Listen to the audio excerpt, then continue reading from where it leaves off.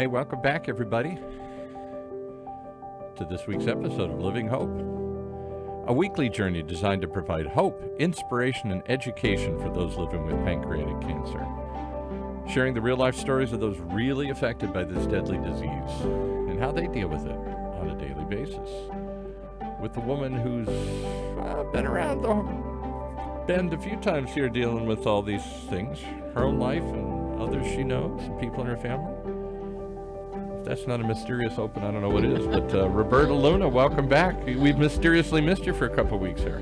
Thank you. I'm glad to be back. It's been a weird time, but I'm happy to be back. You got the same flu or bug that we've all been bitten by. So many people have been, me, my grandkids, my daughter, other show hosts. I don't know what it is, this mysterious thing floating around here. But in your case, it got worse. It got turned into... Yeah, I got a little bit of pneumonia there, so it really whipped me good this time. But I thought you were tough.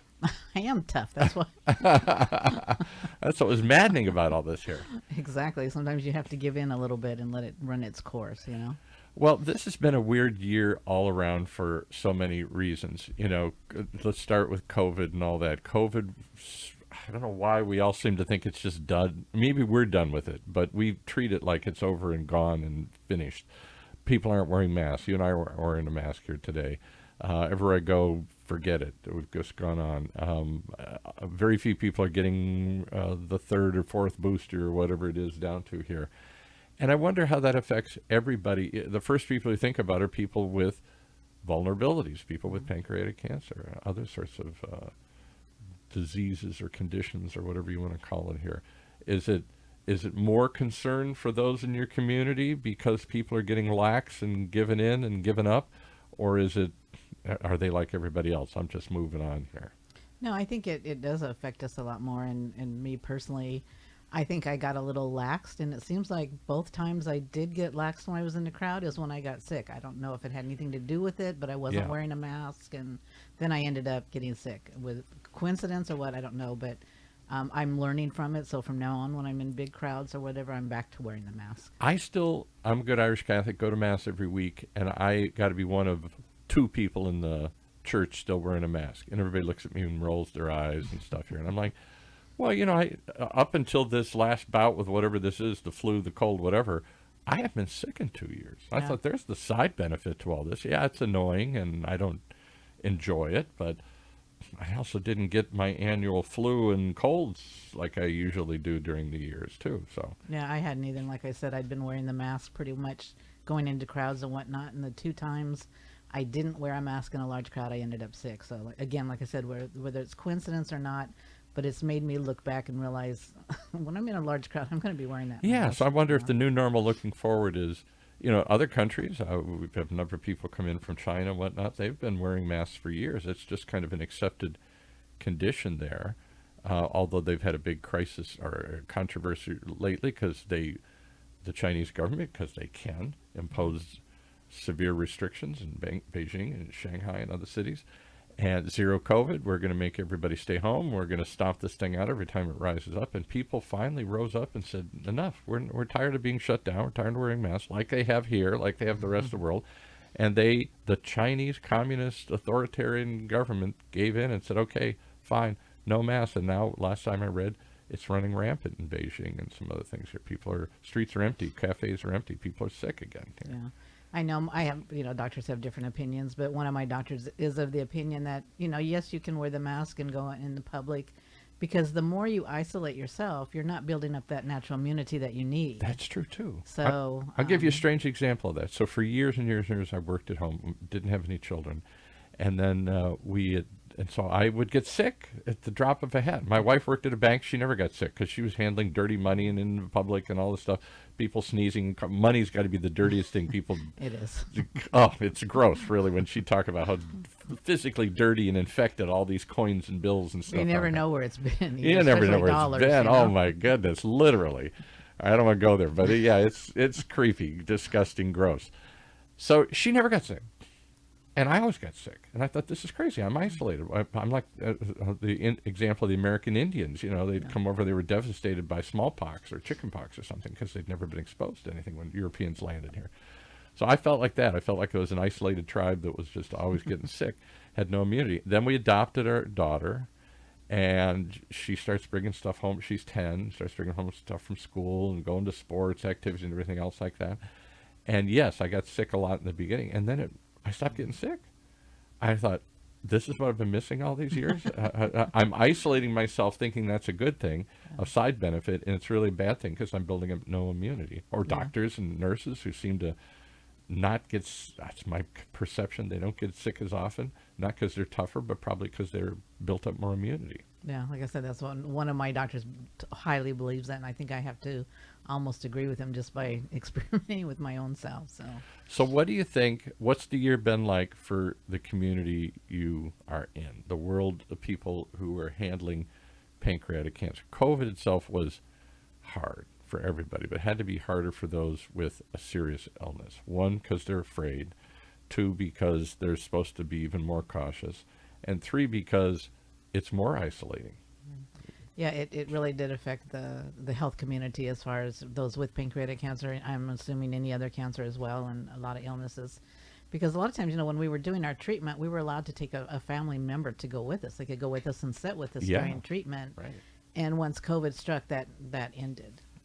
So it made it very difficult for a lot of people who wanted or needed to have somebody with them. Hold their hand while they're getting radiation or infusions or something. Or Just to sit there and visit with them and talk. And it made it difficult as well because I was one of those lucky ones that, I was able to do the treatment on my own and drive myself to and from. But when I would go in, my nurses would ask me to go and visit with other patients who were having a hard time. And that stopped at that point. So that was hard for me because I do like to go and talk to others and try to, share with them and just And comfort did you them in have, some way. did your support groups and other things, in-person meetings, did those come to a halt? Or is it all virtual again? If they're, I'm assuming PanCan and other groups have some sort of group therapy or group meetings or activities or other things for people in the community. Yeah, so we had a in-person support group with UCI, and that had to go to Zoom. And for a while, it actually stopped because it was, before we developed and decided to try Zoom.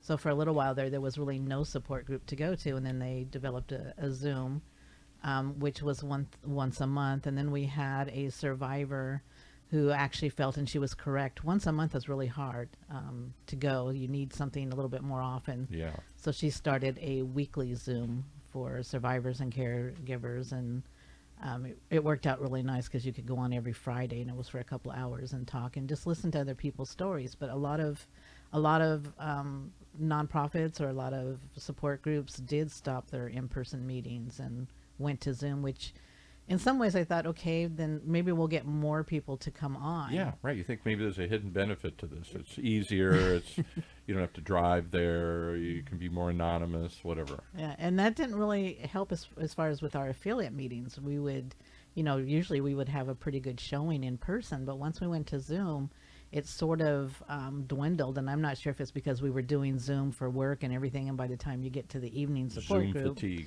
yeah, I think you're tired maybe of doing it. But hopefully at some point we'll see those numbers, increase and people come back to in-person meetings and Well, you and I get-togethers. talked about this. You were sick the last couple of weeks. You get a couple of reruns here, and you said, "Okay, I'm feeling better today," and you're feeling better today. What do you want to do? You want to do is because just the two of us, we could easily do this by Zoom. I said, "Come on in. I want to see you." Somehow these shows are better, and I maybe I'm just too old school. I think there is still a place and a need for in-person communication, in-person interviews, in-person meetings. No, and I agree, and I would rather do, in person if I can. I mean, for somebody who can't make it in, then yes, Zoom is a nice thing that we've learned to use so that we can go outside of our area. We don't have to stay, local. We Right. can go anywhere. Right. But if somebody can actually come in, I agree with you. There's something different about that face-to-face.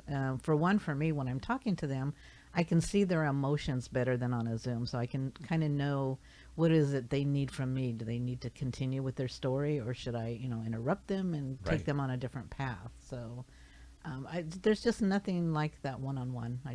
There's no replacement for that.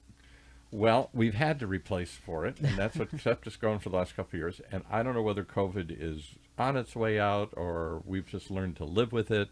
It's a seasonal thing or it's a constant thing there, but you know, I don't know. It's just part of the new normal. This is the range of things. Now we've got three things floating through the community. You've got the usual seasonal cold flus, and you got COVID still hanging around, still coming back because people are more. It's winter. We congregate more. We collect more. We're not outdoors as much. And three, this strange RSV, whatever this is, this child that's hitting children. You've got this kind of trifecta of things. Is it? Give me the feedback. Give me the pulse of the community. Are they like the rest of us? Just la la la, moved on. Don't talk about it. Everything's fine. I'm not going to dwell on it. Or is there chatter and concern in the community as to? I think there's a lot of mix because, like, for people in my position, I mean, we do need to be careful, but at the same time, you need to live your life. So you have Right. to figure out what are you comfortable with and how far going. So And it's been a couple of years. I mean, are we going to just cancel Thanksgivings forever? Are we going to just do Zoom calls forever? Are we never going to have real offices again here? We could. That could have been the response. We could have just really isolated and hunkered down, but the general public, the mood of the public doesn't seem to accept it. Even in authoritarian regimes like China, they're saying enough already. We're just not going to do it. So, and yet I don't understand it because it's not gone. no, it's still here, and I think we are learning to live with it and make the best that we can of it. But again, you want to live your life, and I feel like in some ways, 2 years was kind of stolen from a lot of people because they Yeah. didn't go out, they didn't do anything, they didn't visit families, and then when you lost somebody, whether it was to COVID or to something else that somebody died from, being able to go and comfort the family changed. Being able to go to say your Dramatically. goodbyes really changed. I mean, they limited how many people could go to a funeral and how long you could be together. So, it's been a strange couple of years, but I think we're finding a way around. And I have, This may be just anecdotal evidence, but again, I'm a good Irish Catholic, I always say, and for the first time in my life, I didn't go to Mass for a year. When at the height of this thing, when they stopped church services, and some people howled. I think they howled in my community, but I wasn't thrilled to run back and sit in a pew and shake hands and do all this stuff either. So it went away, and I'm told, at least our pastor said, because they were appealing for money recently, that it's never really kind of recovered. it's different. We listen to Mass actually on YouTube. And we live stream it. And then we started also going back to a different church that our son belongs to, and just noticing the changes, with the host and all that they do. And Right, we don't in Catholic services. At some point, you get up and you share in communion. It used to be just a host, and then it would. When I was younger, it was radical. Now we tasted the wine too, or something. The blood of Christ. All these ceremonies that changed. That hasn't come back. We're not all sharing joint cups. I don't see people shaking hands anymore. There's a part in the Mass when you're all supposed to, give everybody peace be with you. yeah. And everybody would turn and shake hands or hug. Nobody does that. And they nod, but nobody. No, I don't shake hands. They're pretty much, they just still do the peace be with you. And now what I did notice though with the host is they give it to you, and there's the shallot of wine there, and you dip it into the wine instead of drinking. So Yeah. there have been some changes made, but they're trying to get back to at least some sort of normal what we used to do. I don't know if I'm ever going to go back and shake hands. I don't know why we ever shook hands. I don't need to shake hands with them because the hands are dirty. I don't know if I need to have.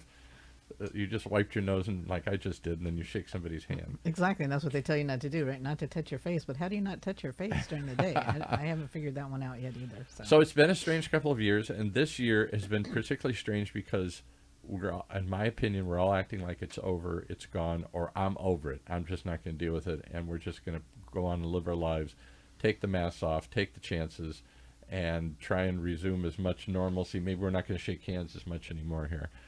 But we seem to be pushing on as if it was over, and I'm not sure it's over. It's clearly not over. So are we just learning to accept it, and we're going to get sick, or are we just trying to pretend it's not here, or has it really gotten better, and we can go on things? I don't know. Well, I think it has gotten better, and I don't think, at least in my group, we're not pretending it isn't there. We're just taking precaution, but still, again, trying to get back into some sort of normal life, something that we enjoy. I mean, getting back together as far as events and whatnot. You know, we just did a Purple Stride earlier this year, and that was Yeah. very successful. Right. We're planning our next one And for you next weren't year. sure everybody was going to come back. No, we weren't. We didn't really expect to have a good, turnout. We actually had a very good turnout. Yeah, the Angel so. Stadium was Yeah. packed. Yes, and we'll be back there again next year, April 29th. So we're Okay. looking forward to Mark that. your dates. and- Yep. All right, so enough of last year and what we've seen. Let's look forward in the last 10 minutes here to 2023. 2023. Oh my God. Does that sound like the science fiction in the future, here? I remember when it was 1984 and we were like, oh my God, 1984, like the novel. It seems so futuristic. Now that seems so long ago, the 80s. Oh yeah, and I just remember that was it Party Like It Was 1999. Party like it was Where did 1999, that go? Prince and everything, yeah. All right, so 2023, right around the corner here. Look ahead, and in terms of your community here, is there additional hope, breakthroughs, ideas, things going on, or is it still much the same? No, it's improving. I mean, they're a lot of the nonprofits now are giving more grants for research, so that's really encouraging. And I'd like to have more of them come on and talk about their research they're doing. Yeah, There's let's a blood do test that. that's out there that I want somebody to come and really talk about. There and is a blood test now? There 'Cause is a that's- blood That's test. been the It's- holy grail. Yeah. How do you find it early enough that a blood test would let you do that? It's still experimental, so it's not free out there for use yet. But I still Right. want somebody to come in and talk to us about it and tell us what it is, and hopefully when we can look at maybe being able to use that as Because part what of- I've learned from these discussions, our discussions over the last, how long have we been doing this now? A year and a half? It'll be two. Yeah, it'll be 2 2 years? years in May. There we go. So over that period of time, what a strange time to start these conversations during COVID here. But what I've learned is that part of the reason pancreatic cancer is so deadly is that people don't discover it until it's gone too far. Because I don't know, I haven't have a pancreas or where the thing is. It doesn't pop up a lump under my armpit or something here. It's not obvious. I have this. It feels like I got a back pain. I get a million reasons for a back pain. Only until you rule out all these other things to somebody saying, maybe we should see if you have pancreatic cancer. Oh my God, you really do. And now it's too late, or it's too advanced or something here. Yeah, unfortunately, that's because the symptoms can be so vague and so many. I mean, you can have digestional issues, stomach issues, constipation, diarrhea, pain in the back, in the kidney area. Itching isn't something that a lot of people have had. Itching, yeah. So you get itching, and I should suddenly worry I've got pancreatic cancer here. Yeah. Just now, there's the onset diabetes is something that they're looking at as well. Wow.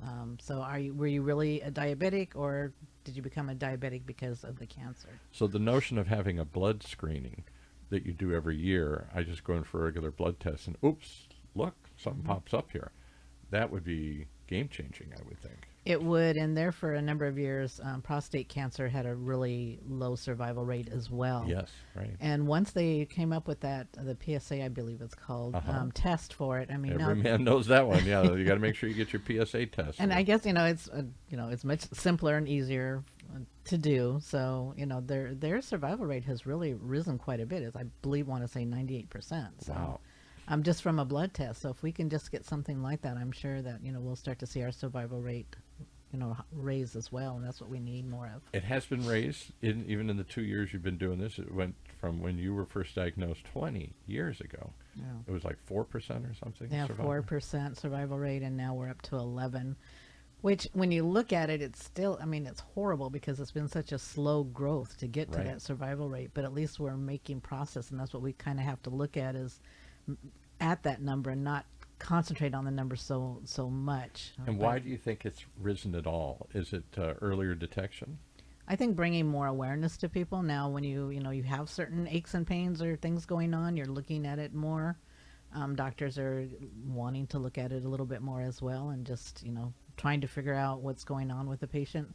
A lot of them, unfortunately, unfortunately, but they get diagnosed pretty much by accident. Maybe they went in, Yeah. because they had a pain in the back, and the doctor found a tumor or a growth, or during some, I think it was. And I think people are becoming more aware of it, not just because of celebrity deaths, the Patrick Swayzes of the world, or your friend Charlotte Ray, or from Facts of Life, or other people. But I think in general, we're more aware of our bodies and what's going out there, and we're less likely to accept the first diagnosis. Oh, you just got a rash. Oh, no big deal. You got something minor. Go home, take this, and don't worry about it. Where you talk about, again, you've said numerous times, your own case. I really want to look into it. You're too young. We're not going to look at come on, I want to. You pushed. I think people are pushing for second opinions. They're pushing to lower. They're not just accepting, oh, yeah, it's nothing. No, you pretty much have to be your own best advocate. You know your body better than anybody else. And when you had, like with my situation at that point before I was diagnosed, I had lost 3 family members to pancreatic cancer and was being told, like you said, for one, I was too young. I was only in my mid 40s and it wasn't hereditary. We now know that there is 11 to 12% chance that it could be hereditary. And we are seeing it in younger ages. It's not just the old person's disease. Yeah, right. You know. I'm going to give you, I hope this isn't an embarrassing story to tell. It is kind Uh-oh. of for a man, but we had somebody in here talking about breast cancer recently on the show. And this was a young woman in her 40s, athletic, healthy, young children. Didn't expect to see breast cancer at that point in time. This is what your mom gets later on or whatever. And the symptom that prompted her to start the conversation and insist that somebody look into this, she didn't know it was breast cancer, was her nipple had collapsed. I know everybody's going to giggle when I say the word nipple, but her nipple had gone flat. And that, she said, is just so unusual. And she couldn't, and everybody went, well, okay, just wearing a sports bra or something. It's just, I don't know, it's just flat now. What's the big deal? And I would think the same thing. That's not a lump. It's not a discoloration. It's not something, oh my God, that's seriously wrong. And that's what started her journey in investigation and discovered early enough that she had breast tumors. Wow. And that was somehow causing that condition. And I thought, something that minor, are we really tuned in that minor? Oh, that little rash, that little itch, something minor. That's no big deal. Oh, I'm glad she listened to her body because, you know, like you That say, was her point, yeah. you know your body better than anybody else. And I have another example of somebody with breast cancer is they got like a rash on their breast and extreme itching. Didn't think anything about it. Thought, you know, maybe the detergent in the soap or something that she was Poison using. ivy or something. Something different, but went in and actually was diagnosed with inflammatory breast disease. And it's very rare, and it can also, you know, it has a low survival rate. So she went in early and is doing very well because she insisted on listening to her body and making sure that they did something and checked it. And that's what happens to a lot of people who are diagnosed with pancreatic cancer. They have something that isn't right. They know their body and they go in and tell the doctor, no, we need to look at something more than what you're telling me because something's not right. So that's always the takeaway from this show and others like this is listen to that inner voice, listen to your body. And when you want to dismiss it, when your friends or family say, that's no big deal, because we all want to dismiss it. We all live what I call the Peter Pan existence. We're all going to be little. We're never going to grow up. Nothing bad's ever going to happen. I certainly lived that. Don't tell me about it. So I don't go see the doctor half the time. If I don't see him, then somehow he can't find anything. And that means it's not there. You know? Yeah, a lot of people like to stick their head in the sand, and you know, I guess, you know, I try not to judge, but if you can get an early diagnosis, your survival rate is so much more better, and all these your cancers, life, even if you're not going to live as long as you would hope, your life can be so much better. You can really enjoy things. So exactly. Listen to your body, get out there. Don't be afraid of what the doctor's going to tell you. Be afraid of what you're not going to find out, and really work on it. So what should we listen for this year? Any themes? Any coming? A preview of 2023's Living Hope. What should we be listening for in the coming year? Well, Not just advice, but what kinds of shows? we want to have more researchers come on, you know, to tell us exactly what's going on with research. Clinical trials, I know people maybe get tired of hearing about it, but it's really, really important. I think so.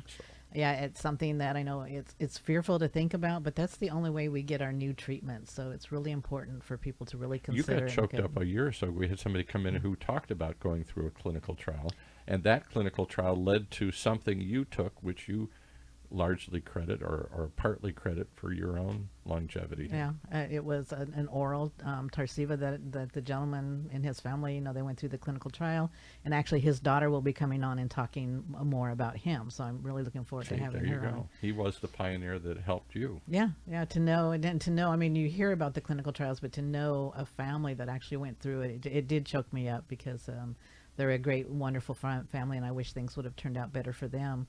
But to know how many people that he helped, I hope they took some comfort in that. Yeah, you being one of them. Yeah, so we've become very good friends, so I hope so. Yeah. Well, sorry, so clinical trials, that, any other talk in the community? You're talking about blood tests. That would be certainly a big breakthrough, always, if we could find anything like that. Funding, anything else, any other kind of news on the horizon? This might be the year where we could get something or do something. Or Well, hopefully, like I said, so many more grants are being given out there, and we'll find out more information about that, how that actually works, how you go about getting a grant. But I also have a couple of subjects that are a little controversial that nobody wants to hear about, but I think it's important. you always slip a couple of those in there. The fun and funeral, I'll never forget that one. There you go. But it's something to consider, that when a patient or somebody gets to a certain point in their life, they should be able to decide when enough is enough, when they're done, and what Yes. they can do to relieve that. So Very difficult discussion for most, because we only want to hear. We had somebody in years ago on one of the charities, and I said, "Why don't we do more of these shows?" He says, "Because you only want to hear the happy stories. You only want to hear the hopeful stories." And a lot of this is dealing with the real stories. And I think that's been one of the power of this show, is that you've kept it very. Yes, we're always looking for hope and for inspiration, your own stories, other stories, but part of it is, as we say, real people really dealing with a very deadly disease, and it doesn't always turn out the way you hope it will be, but there is hope out of that to help others. yeah, it doesn't always turn out the way we want because we've lost so many. But I think even in those people that we've lost, there's been something inspirational that came from Something it, some gained. kind of hope that came from it. Yeah. Hopefully, at least that's how I look at it. So I hope everybody is taking it that way as well. Well, you've had some rather harsh discussions about end-of-life discussions, about end-of-life planning, about we live in a world. I say there's only one taboo topic, and we compared to when I was a kid, anything's fair game. Whatever proclivity, whatever thing you want to talk about, as embarrassing as it may be, we all talk about it in the world, except death. Right. Death to me is still the taboo topic. We can't even say the word. Nobody dies. They just pass away. They just left us. Or they're lost. They're lost. We lost Grandma last night. Well, let's go look for her. No, she's lost. Where did she go? Where did she go? And we don't have funerals. We don't have ceremonies. We don't have services. It's very quick. It's like in the hospital. When somebody dies, I always noted, they come and take them in the middle of the night.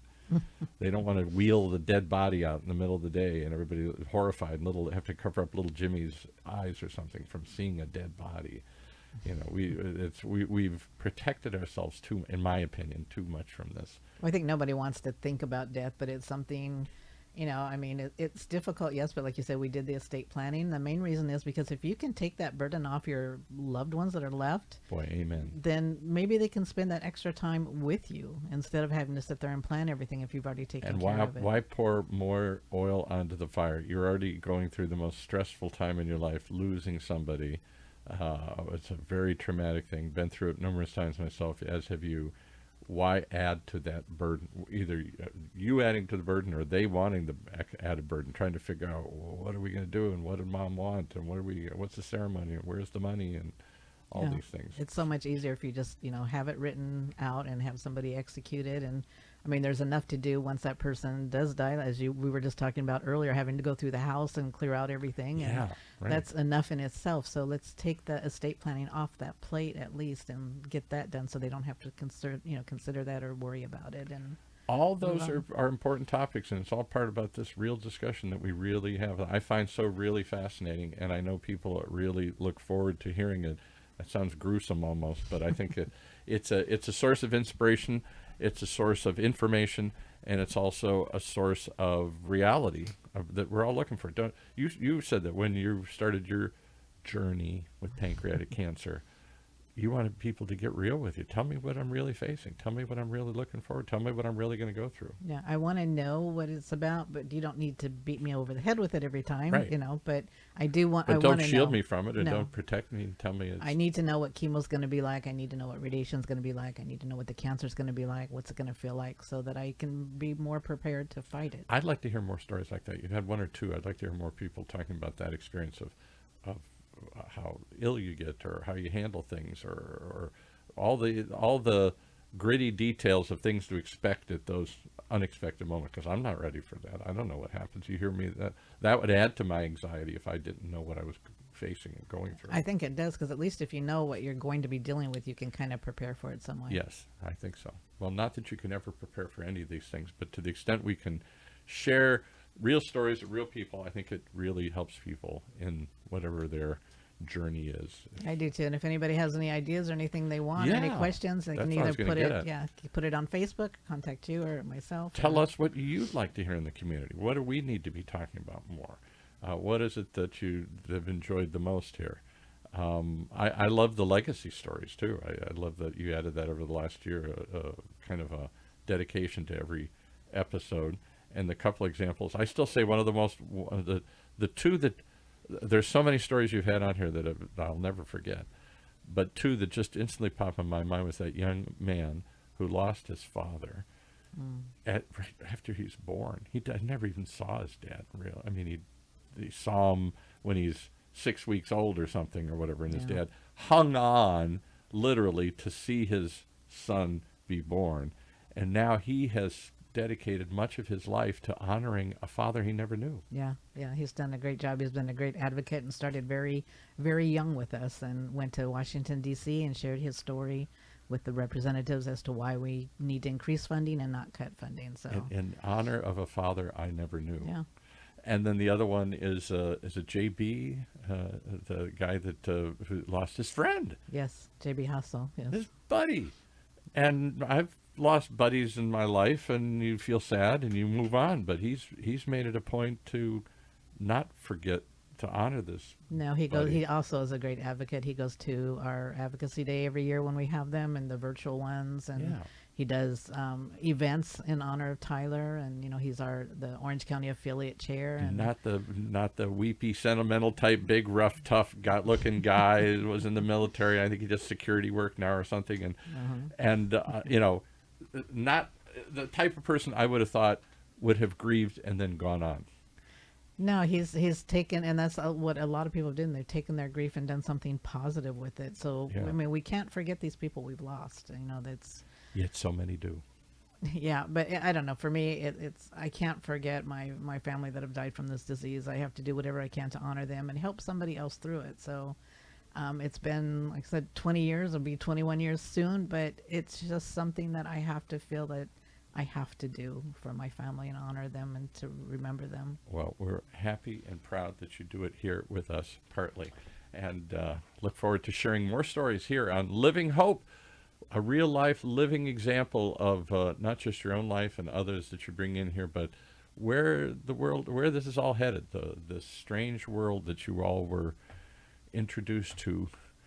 Not willingly, wantingly, but you're in the fight, and you've got to understand how to deal with it and where it's headed and what the real conversations, consequences, all this stuff are. It is, and we always say we're a family nobody wants to be a part of. Yeah, that's what I was trying to get at here. We are a family. We do support each other, and once you reach out to us, we're here for you for however long you need us. So. Well, I wish we could, for however long we could have this conversation. We've already gone way over, and I appreciate you coming in today here. I look forward to more Living Hope right here on Orange County's only community radio station.